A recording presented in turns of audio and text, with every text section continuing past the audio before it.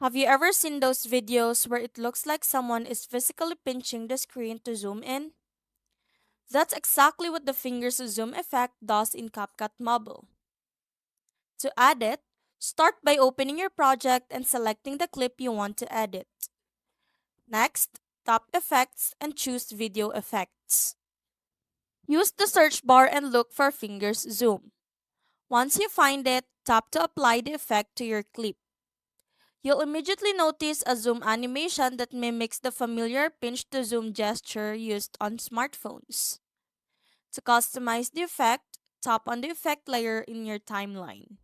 You can adjust the duration and any available settings to control how fast or dramatic the zoom appears.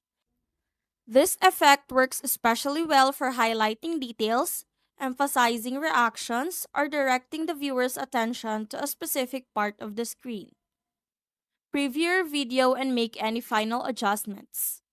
And that's how to add a fingers zoom effect in CapCut Mobile.